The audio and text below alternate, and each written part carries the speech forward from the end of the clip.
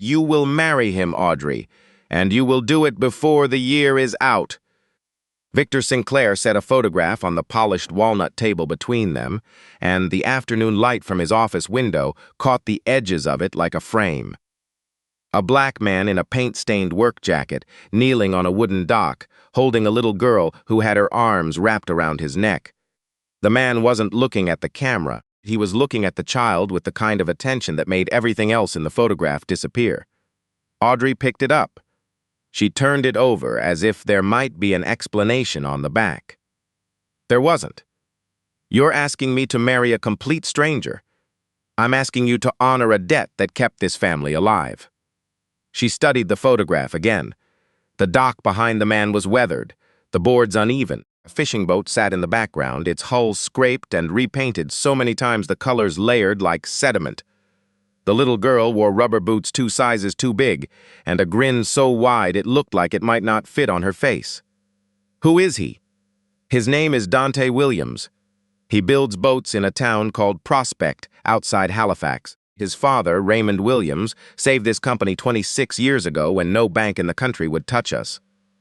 Victor leaned back in his chair, and for the first time in Audrey's memory, he looked every one of his 74 years. "Raymond gave me everything he had, $400,000, every cent of his savings. No interest, no shares, just one condition. Let me guess, that our families would be joined, that his son and my daughter would marry, and what he'd given in faith would come back as family." Audrey set the photograph down. "Raymond's gone? Pancreatic cancer. 8 months ago. He never saw the promise kept, and I will not carry that failure to my grave, Audrey. I won't." She stared out the window at the Toronto skyline, 43 floors of glass and steel and money. Below, the city moved in its usual relentless current, taxis and streetcars, and people who had no idea that somewhere above them a woman was being asked to trade her life for a handshake from 1999. "Go meet him," Victor said. "If you come back and tell me no, I'll find another way to honor it. But go. You owe me that much." It was the phrase "another way" that caught her, not guilt. Her father had never weaponized guilt. It was the image of him, 74 and proud, trying to find some lesser payment for a debt that had only ever asked for one thing. That was what kept Audrey awake past midnight in her Yorkville condo, sitting on the kitchen floor with a glass of wine and a laptop open to a man who barely existed online. Dante Williams had no social media, no website. A single listing on a Nova Scotia business directory for Williams Boatworks, with a phone number and no photo, 2 customer reviews. One said, "Finest craftsman on the Eastern Shore." The other said simply, "Honest man." In Audrey's world, where every man she dated had an Instagram aesthetic and a communications strategist, Dante Williams was a ghost. The last man who'd proposed to her had been a venture capitalist with a house in Muskoka and teeth so white they looked artificial.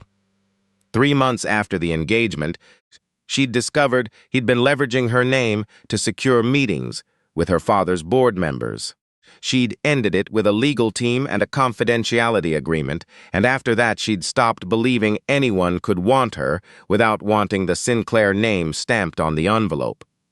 But this man in the photograph, this boat builder kneeling on a dock with a child in rubber boots, he didn't even know she existed. By Friday, Audrey had made her decision. She would go to Nova Scotia, but not as herself. No driver, no luggage from Holt Renfrew, no trace of the Sinclair empire. She'd go as nobody, someone ordinary enough to disappear, because she wanted to see who Dante Williams was when money wasn't standing in the room. She called Margot Chen, her executive assistant, and told her to clear everything for a month. "The Montreal partnership closes in 10 days, Margot said, her voice climbing. "The board expects. Handle it. Audrey, where are you going?" She looked at the photograph one last time.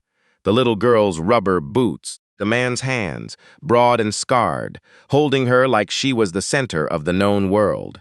"East," Audrey said and hung up. Prospect, Nova Scotia, smelled like salt water and spruce trees. Audrey stepped off the bus at a gas station that doubled as the only convenience store for kilometers, wearing jeans from a Salvation Army in Dartmouth, a flannel jacket that cost her $11. and boots she'd bought at a Canadian Tire the night before. Her suitcase was small and scuffed, borrowed from Margot's storage locker. She'd left her rings in the condo safe. Without them, her hands felt strangely light, like she'd set down something she'd been carrying so long she'd forgotten its weight. The village unfolded along a rocky cove. Fishing boats sat in the harbor at odd angles, resting on the low-tide mud. Painted, clapboard houses climbed the hill above the water. Some kept up with pride, others sagging gently under decades of Atlantic wind. A general store with the Canada Post sign in the window. A church with a steeple that leaned 2 degrees east, as if it had spent 100 years listening to the ocean and started to lean toward it. She'd found a room through a classified ad tacked to the general store bulletin board. Beatrice Fong, 72, widow, lived in a saltbox house on Harbor Road with 3 cats, and a collection of maritime paintings that covered every wall surface. The room she rented was above the kitchen, accessible by a narrow staircase that creaked on every second step. "I'm from Thunder Bay," Audrey said, standing on the porch with her suitcase, delivering the story she'd rehearsed on the bus. "Lost my job at a call center, looking for somewhere quiet while I figure out what's next." Beatrice studied her the way a woman who has spent 72 years reading weather studies a strange cloud. "You don't talk like Thunder Bay. What does Thunder Bay talk like?" Not like someone who stands as if the whole room is supposed to rearrange itself around her. The old woman's eyes softened. "But that's your business. $400 a month, heat included, washers in the basement. Don't feed the orange cat. He's on a diet and he'll lie to you about it." Audrey paid in cash. Beatrice handed her a key on a ring shaped like an anchor. The room was small, a single bed with a quilt that smelled like lavender and cedar. A window that looked directly down the hill toward the harbor, and just below, the backyard of a gray shingled house with a workshop attached. A radiator that ticked through the night like a metronome keeping time with the wind. That first evening, she sat on the edge of the bed and watched through the window. In the yard below, a man was sanding the hull of an overturned dory. Beside him, a little girl sat on an upside-down bucket, eating an apple and narrating something that required her entire body, arms wheeling, head tilting, apple waving for emphasis. The man listened. Not the way adults usually listen to children, with half attention and automatic nods. He listened with his whole self, his hand still on the sandpaper, his head turned toward her, as if her story about whatever it was, a seagull, a classmate, a dream, was the most important piece of information he would receive that day. Audrey's chest tightened. She couldn't name the feeling. It wasn't sadness, exactly. It was recognition, dim and aching, of something she had never been given and had stopped expecting to find. She saw him for the second time at the general store the next morning. He was taller than the photograph had suggested, 6'2", at least, with shoulders built by years of lifting timber and pulling rope. He wore a gray Henley, work pants with sawdust on the knees, and boots so worn the soles had been replaced at least once. His daughter sat in the shopping cart, swinging her legs and holding a box of Kraft dinner like a trophy. "Daddy, can we get the orange kind and the white kind?" "There's only one kind, Iris. Mrs. Fong says there's a kind with real cheese. Mrs. Fong is a woman of expensive taste." He smiled, and it started in his eyes before it reached his mouth, warm and slow and completely unguarded. "We'll get the orange kind, same as always." The cashier, a wiry man in a moosehead cap, rang them up and dropped his voice to a volume that still carried. "Doing all this on your own, eh? Must be hard. Kid that age needs a mother around." Audrey watched from the cereal aisle. She saw Dante's hand move to rest on Iris's back, a small gesture, instinctive, a wall built from skin and bone. "She has what she needs," Dante said. His voice was even and clear. Not angry. Something quieter than anger and harder to argue with. He paid in exact change, bills and coins counted carefully, then lifted Iris onto his hip, grabbed the grocery bag, and walked out. No slammed door, no raised voice. Just a man carrying his pride the way he carried his daughter, close to his chest, where the wind couldn't reach it. Audrey set down the can of beans she'd been pretending to examine. Her hands were shaking, not from the cold, from shame. Shame for the word test that was still sitting in her mind like a line item on a quarterly report. The thaw began with Iris. It happened on a Wednesday, 2 weeks into Audrey's stay. Dante had taken a job up the shore in Peggy's Cove, repairing a fishing vessel that needed new planking, and Beatrice mentioned that Iris's school bus dropped her off at 3:15 with no one home until 5. "I can meet her," Audrey offered. Too quickly. Beatrice gave her the look, the weather-reading look. She found Dante in his workshop that evening, planing a length of white oak by hand. Wood shavings curled on the floor like pale ribbons. The air smelled like sawdust and linseed oil. He looked up when she appeared in the doorway, neutral, guarded. "I heard you're working up the shore this week. I could meet Iris off the bus, walk her home, make sure she has a snack." Dante set the plane down. He studied her face the way he studied a plank of wood, looking for hidden knots, for places where the grain might split. Why? The question was honest, and it deserved the same in return. But Audrey couldn't give him full honesty, so she gave him the piece of it she could, "Because I know what it feels like to need help and not know how to ask." Something shifted behind his eyes, not warmth, more like a lock turning a quarter inch. "Bus drops her at the general store at 3:15. She likes cheese strings, not juice boxes, and she'll talk the entire walk home. I can handle that." "I know," Dante said, picking up the plane. "She told me you're her new favorite person. Apparently you rank higher than the seal she saw at the Cove last week." It was the closest thing to a joke she'd heard from him, and it made her smile all the way back up the hill. The next afternoon, Audrey stood at the general store with a package of cheese strings and a nervousness she hadn't felt since her first shareholder meeting. When Iris burst off the bus and saw her, the girl's face opened like a window thrown wide.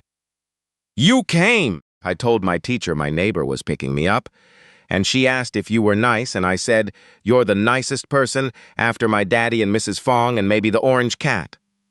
They walked home slowly. Iris talked about her day. A boy named Parker had put a crayon in his ear. Her teacher, Ms. Baxter, had read a book about a whale. The cafeteria fish sticks tasted like the bottom of a boat, but she'd eaten them anyway because Daddy says you don't waste food, especially when someone made it for you. Audrey listened the way she'd watched Dante listen, completely, without checking her phone, without letting her mind wander to the Montreal deal she'd left behind. When they reached the house, Iris looked up with sudden gravity. "Can you come again tomorrow? If your daddy says it's all right?" Iris squeezed her hand. "He will. He likes you. He just doesn't know it yet." That evening, Dante knocked on Audrey's door for the first time. He stood on the landing holding a small wooden shelf, clean lines, sanded glass smooth. "Your bookshelf is warped," he said. "The one by the window. Salt air does that. This one's sealed properly." He stepped past her, removed the old shelf, and mounted the new one in under 10 minutes. Audrey leaned against the doorframe, watching his hands work, steady and precise. The hands of a man who understood that things worth building required patience. When he finished, he turned and found her closer than he'd expected. The room was small enough that everything was close, but this felt different. For half a second, neither of them moved. "Thank you," Audrey said. "You didn't have to. Warped shelves bother me. Occupational hazard." She laughed, and he almost did. His mouth twitched. His eyes warmed, and then he caught himself, like a man reaching for something and remembering it wasn't there anymore. "Iris had a good time today," he said from the doorway. "She drew a picture of you. You've got red hair in it." "My hair isn't red. In Iris's world it is. I wouldn't argue with her." He nodded once and went downstairs. But that night, for the first time, Audrey saw him sit on the back steps after Iris went to bed. He sat with a mug of tea and looked out at the harbor, the boats tilting on the outgoing tide, the sky turning the color of bruised plums over the Atlantic. He had the face of a man deciding whether to open a door, knowing full well what happened the last time he did. The drawing lessons started by accident. Audrey had been sketching in a notebook. A habit from before business school had traded charcoal for spreadsheets when Iris saw her through the window. "What are you drawing?" "A boat. Can you teach me?" Within a week, it was ritual. Every afternoon, Iris sat at Beatrice's kitchen table with a stack of paper and a tin of colored pencils, and Audrey showed her how to draw boats, birds, lighthouses with gulls circling the top. Dante came to pick her up one afternoon and stopped in the kitchen doorway. Iris was drawing a whale, tail arcing out of the water, the spray rendered in every shade of blue she owned. Audrey was leaning over her shoulder, guiding her hand. "The trick is to make the line smooth," Audrey was saying. "Like you're following the wave, not fighting it." Iris held up the drawing. "Daddy, look, it's perfect." Dante looked at his daughter's face. Then he looked at Audrey, and what she saw in his expression wasn't careful or measured. It was raw.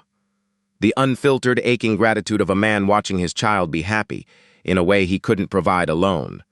His throat moved as he swallowed. He stepped forward, kissed the top of Iris's head, and said, "It's the most beautiful whale I've ever seen, sweetheart." He looked at Audrey over Iris's head and mouthed two words. "Thank you. Not polite, not guarded, just real." That night, Audrey sat on the bed and cried for the first time since arriving in Nova Scotia. Not from sadness, from the realization that she had come here to evaluate this man like a business prospect, and instead he had, without trying, without knowing, evaluated her. Every wall she'd constructed, every layer of armor she'd strapped on after the venture capitalist and the lawyers and the non-disclosure agreements, was dissolving in a kitchen that smelled like colored pencils and cheese strings. She wasn't performing anymore. She wasn't testing. She was falling, and the ground beneath her was nothing she recognized. The letter arrived on a Monday. Dante brought in the mail while Iris was at school and found a notice from a property management company. His workshop lease would increase from $800 to $1,600 a month, effective in 30 days. A developer from Halifax had purchased the waterfront lots. Accept or vacate. Audrey learned about it from Beatrice, who had heard it from the woman at the post office, who heard it from the man who delivered propane. "The whole harbor stretch got notices," Beatrice said, her voice tight. "Kane. Some outfit wants to turn it into vacation cottages for people from Toronto." That evening, Audrey watched the light in Dante's workshop stay on past midnight. Through the window, she could see him at his workbench with bills spread out, a calculator, a notepad. He wrote numbers, crossed them out, wrote new ones. At one point, he opened his toolbox, counted the cash inside, and closed it again. The next morning, she noticed Iris's lunch bag was packed full: a sandwich, an apple, a juice box, 2 cookies. Dante's own lunch, sitting on the workshop bench, was a piece of bread folded around peanut butter and a thermos of water. He was cutting his own meals so his daughter wouldn't notice a thing. Audrey stood in Beatrice's kitchen, gripping the counter's edge, and felt a rage she hadn't experienced since the betrayal in Muskoka. But this rage wasn't aimed at a person. It was aimed at the grotesque unfairness of a world where a man this good could lose his livelihood to a piece of paper, while she could fix the entire problem with a single phone call. One call to her accountant. $1,600 was less than she spent on fresh flowers at the condo each month. But she couldn't make that call. Not without revealing everything. Not without destroying the fragile, precious thing growing between them. For the first time in her life, Audrey Sinclair's wealth wasn't power. It was a cage. Margot called on a Thursday afternoon while Audrey was sitting on Dante's back steps helping Iris paint a rock to look like a ladybug. The phone buzzed in her pocket, the emergency line, and Audrey excused herself, walking quickly around the side of the house. "The Montreal partnership is collapsing," Margot said. "Legal needs your signature. The board wants a call by tomorrow. We're talking about a $150 million deal, Audrey, and the indemnification clause. Tell legal to use the power of attorney. You need to review the language personally. Margot. Handle it." She hung up and turned around to find Dante standing at the corner of the house. He was holding a glass of iced tea he'd apparently brought out for her, and his face carried an expression she hadn't seen before. Alert, watchful, quietly filing something that didn't fit. "Everything okay?" "Fine. Old friend going through a rough patch." She took the iced tea and smiled, but the smile felt thin. Dante held her gaze a beat longer than usual. You said you worked at a call center in Thunder Bay. I did. Funny. I've never heard anyone from a call center talk about indemnification clauses.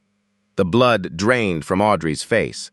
She recovered, years of boardroom composure, doing the work her nerves couldn't. My friend's dealing with a messy divorce. Lawyers and paperwork, you know. Dante didn't push. He handed her the iced tea, went back inside and didn't mention it again. But Audrey noticed that evening that the warmth of the past weeks had cooled by 1 degree, barely perceptible. Like the first evening in September when the wind off the ocean carries a warning. The second close call came 3 days later. Audrey was walking back from the general store when a black Range Rover slowed beside her. Passenger window rolled down and a woman in sunglasses leaned out. Audrey? Audrey Sinclair? Oh my God, is that you? It was Claudia Van Horn, board member's wife, regular at every gala and charity auction Audrey had attended in the past 6 years. Audrey turned her face away, pulled her hood up, and kept walking. Sorry, you must have me confused with someone else. The Range Rover lingered, then it pulled away. Audrey ducked into the general store and stood between shelves of canned chowder, her heart hammering until she was sure it was gone. When she got back to Harbor Road, Dante was on his front steps with Iris, and he watched her hurry up the hill with the hood pulled tight. He didn't say anything. But Audrey could feel his questions accumulating like weather on the horizon. The overheard phone call, the unfamiliar vocabulary, the way she held herself, patient, watchful, waiting for the moment the storm would break. Her father called that night. Victor's voice was calm but firm. It's been 3 weeks, Audrey. Raymond's son deserves the truth. I know. Then come home. We'll arrange a proper introduction. A proper introduction would have been not lying to him in the first place. Then tell him now. She didn't answer, because the truth was something she couldn't say aloud. She needed time to figure out how to be honest without losing everything she'd found. The truth didn't wait.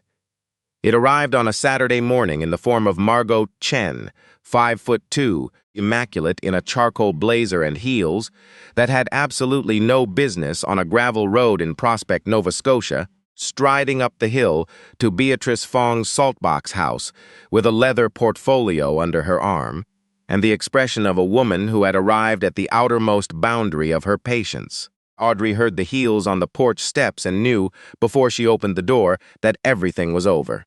Audrey, the Montreal deal closes Monday.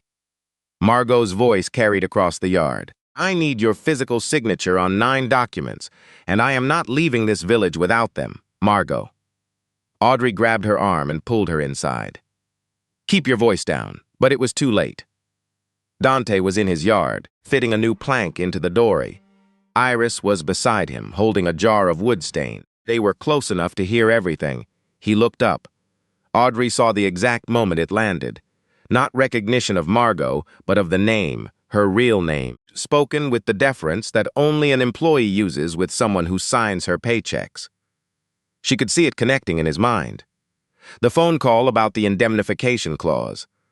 The woman in the Range Rover. Every detail he'd been quietly storing for weeks, the way he stored measurements precisely for the moment they'd be needed. He set the hammer down slowly. Iris, go inside and wash your hands. I'll be right there. Iris looked between her father and Audrey, sensing the shift the way children sense weather. She went inside without arguing. Dante crossed the yard. He stopped at the bottom of Beatrice's porch steps and looked up at Audrey, who stood in the doorway with Margot behind her, and the distance between them, 10 feet of gravel and saltgrass, felt like the width of the Atlantic. Who are you? Audrey's mouth opened, but Margot, confused, oblivious, answered first. I'm sorry, are you a neighbor?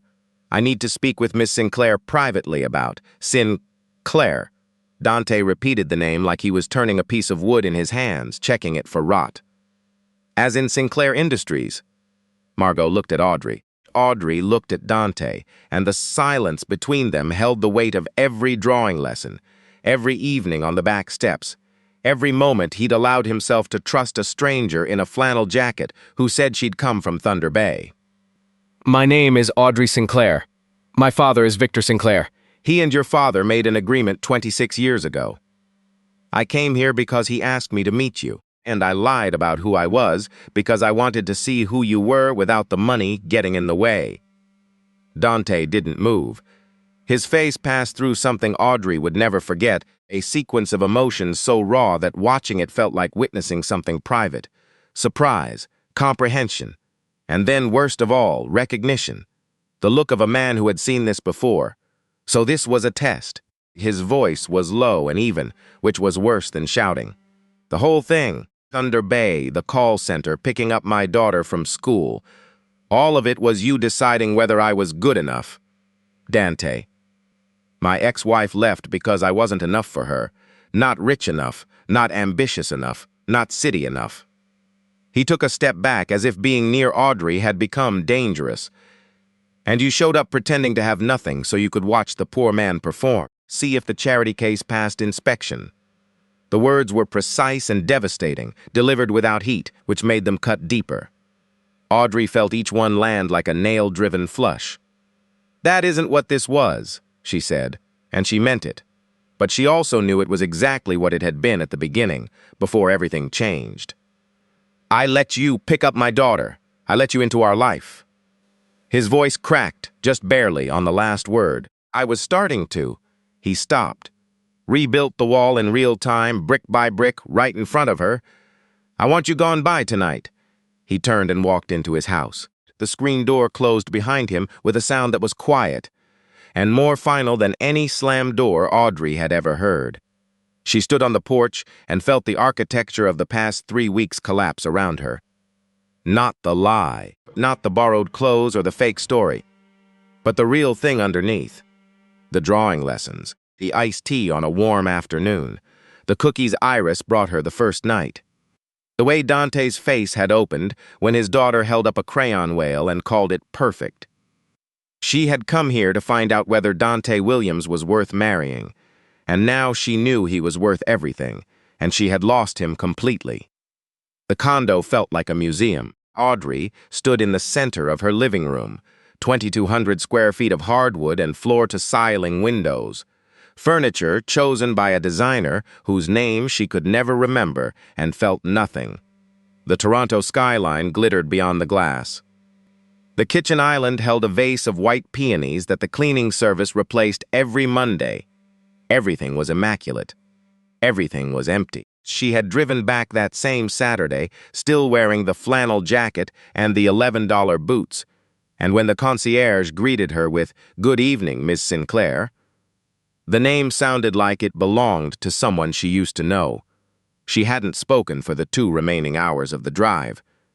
Now she stood surrounded by everything money could buy and understood, with a clarity that felt like ice water, that none of it mattered. For 3 weeks she had eaten Kraft dinner, slept under a second-hand quilt, and listened to a 6-year-old explain why seals deserve respect, and those 3 weeks had held more warmth than this condo had in all the years she'd lived here. She picked up the phone and called her father. "It's done. I destroyed it." Victor listened to everything. When she finished, the line was quiet for a long time. "Do you love him?" he finally asked. The question hit her like cold water. She opened her mouth to deflect, to analyze, to do what she always did when emotion got too close. But the words that came out were unguarded. "I don't know if I'm allowed to call it that yet. But what I feel for him and Iris is the truest thing I've ever had. And I threw it away." "Then don't let it stay thrown," her father said. "Your mother always told me the same thing. It's not about never making the mistake. It's about what you do while the other person is deciding whether to forgive you." In Prospect, Dante Williams was not deciding anything. He was surviving. He went back to work, sanded hulls, fitted planks, delivered a repaired dinghy to a client in Terrence Bay. He drove home, made dinner for Iris, read her a story, put her to bed. The routine was the same, but the house felt different. Quieter in a way that had nothing to do with sound. Iris asked about her on the second night. "Where did she go, Daddy?" Dante was washing dishes, his back to her, his hands stilled under the running water. "She had to go home, sweetheart. When is she coming back?" "I don't think she is." Iris was quiet. Then, in the voice of a child processing something too large for her, did she leave like Mommy did? Dante turned off the faucet. He dried his hands, walked to the table where Iris sat with her colored pencils, and knelt beside her. No, baby, it's different. How? He didn't have an answer a 6-year-old could understand because he barely understood it himself. Audrey hadn't left the way Keisha had, out of restlessness, chasing something shinier. She'd been sent away. By him. Because the truth she'd hidden was too close to the wound Keisha had left, and when the stitches tore, he'd done the only thing he knew how to do. Close the door. But late at night, sitting on the back steps with a mug of tea that had gone cold, Dante replayed every moment. The way Audrey had listened to Iris's stories with her whole body. The way she'd guided his daughter's hand on the pencil, patient and gentle. The way she'd looked at him the evening he'd mounted the new shelf, not with pity, not with evaluation, but with something startled and soft, like someone seeing sunlight after a long time indoors. She had lied. That was true. But had she lied about everything? Beatrice found him on those steps on a Wednesday evening, a week after Audrey left. She brought 2 mugs of tea, handed him one without asking, and settled into the folding chair beside him. You look like a man at war with himself. I'm fine, Mrs. Fong. Didn't say you were fine. Said you're fighting your own heart, and from where I sit, the heart's winning. She blew on her tea. That girl lied to you. I know that. She came here under false pretenses, and that was wrong. But Dante, I watched her with Iris for 3 weeks. I watched her burn toast and ride the bus and sit on my kitchen floor painting rocks with a child who isn't hers. Whatever she was when she arrived, that isn't what she was when she left.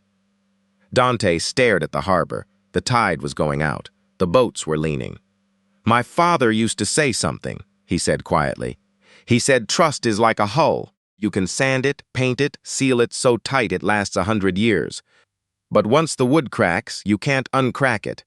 You can only build a new one. Beatrice nodded. Your father was a wise man, so let me ask what he'd ask. Are you going to spend your life staring at the crack? Or are you going to pick up the wood and build? He didn't answer, but he didn't go inside either. He sat on those steps until the stars came out over the cove, holding a mug of cold tea, and let the question sit beside him like a guest he wasn't ready to welcome but couldn't send away. Audrey came back to Prospect on a Saturday morning 2 weeks after she'd left. She did not arrive in a black car. She did not bring Margot or lawyers or any symbol of the life she'd left behind. She wore the same flannel jacket and the $11 boots, not as a costume this time, but as a choice. She carried nothing except herself and the truth. But before she went to Dante's house, she made a phone call. The developer who'd purchased the waterfront lots was a mid-tier firm out of Halifax called Seagate Properties.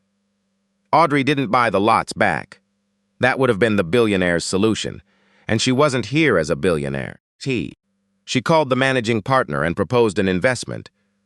Sinclair Industries would fund infrastructure upgrades for the entire harbor stretch, dock repair, electrical, water, and sewage, in exchange for a 5-year lease freeze at current rates for all existing tenants and businesses.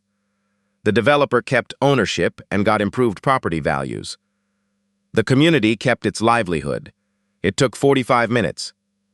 The partner agreed before lunch. Audrey hung up and sat in the parked car for a long time.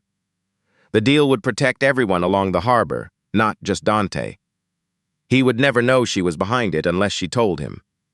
And she wouldn't, because this wasn't about proving she could fix things with money. It was about making sure the place he'd built his life would still be standing whether he forgave her or not. She walked to Dante's house at noon. The front step had been replaced, new wood freshly sealed, the nail heads countersunk flush. She climbed it and knocked. Dante opened the door. He wore a gray Henley, the same one he'd been wearing the first time she'd seen him in the general store, and his face was unreadable. He didn't speak. He stood there, filling the doorframe, waiting. I'm not here because my father sent me, Audrey said. Her voice was steady, though her hands were not. I'm not here because of the promise between our families.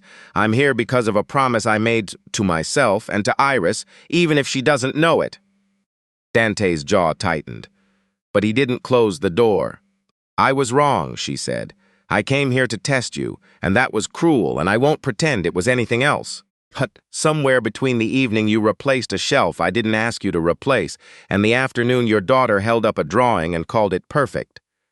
I stopped testing and started belonging. I've never belonged anywhere, Dante. Not in the boardrooms, not in the condos. The closest I've ever come was a room with a ticking radiator above a kitchen that smells like cedar. Next door to a man who teaches his daughter that seals deserve the ocean and whales deserve every shade of blue in the tin." She swallowed hard. "I can't undo the lie, but the person who picked up Iris from the bus, who sat on your steps, who laughed at your jokes, that was me. The real one. The only version of myself I've ever actually liked." Dante looked at her for a long moment. His eyes held everything. The anger that hadn't fully faded, the wound Keisha had opened, and Audrey had reopened. And beneath all of it, something stubborn and green, pushing up through cracked wood the way moss pushes through a dock in spring. He stepped back and closed the door. Audrey stood on the new step, alone, and felt the rejection settle into her chest like a stone. She didn't leave. She sat down on the step, rested her elbows on her knees, and looked out at the harbor, the same harbor she'd arrived at a month ago with a borrowed suitcase and a lie. She sat there for an hour. Then the screen door opened behind her. Small footsteps, and suddenly Iris was there, throwing her arms around Audrey's neck with a force that nearly knocked them both off the step. "You came back!" Iris's voice was muffled against her shoulder. "I knew it," I told Daddy. I told him every single day. Audrey held the child, this girl who owed her nothing and had given her everything, and let the tears fall without sound. The screen door opened again, heavier footsteps. Dante came out and stood behind them. Audrey looked up, Iris still wrapped around her neck, and saw that his eyes were red. He didn't say a word.